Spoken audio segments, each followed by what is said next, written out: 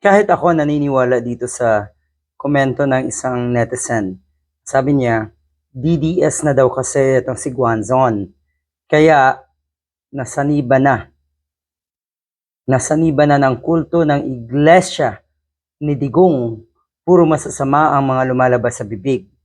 Kung napapansin nyo daw, hindi nyo aakalain na bukod sa mga abogado, abogada, doktor, congressman, general, guro, basta maging DDS, kung hindi mura, kabasusan ang lumalabas sa bunganga nila.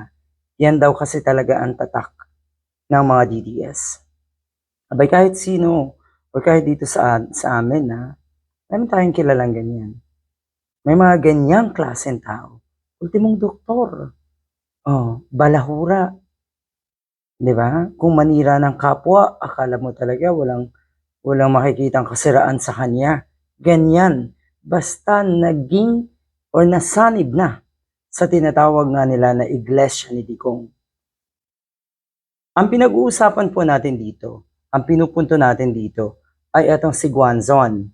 Nako po, may nakaumang na disbarment case pala itong mokong na ito. Ang dami na daw kasing galit. At syempre, pinagtatawanan na yan ng mga abogado rin katulad niya. Yung kanya kasing kinikilos ay lahat daw yan ay may kalalagyan. Yung kanyang pagmumura, pagmamataas, na akala mo talaga, siya na yung nasa tugatog o nasa tuktok, grabe magmataas.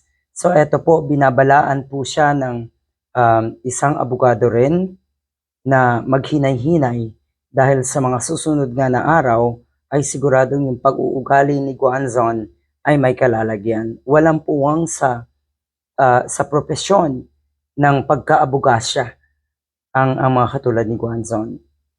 May grupo daw ng mga abogado na naghahanda na nga ng disbarment case laban dito kay Guanzon. Kung naalala niyo po yung kanyang pagmumura at pagwawala sa isang mall sa Makati, mantakin mo ang kanya palang minumura ay isa ring abogado. Hindi ganyan ang kilos ng isang abogado.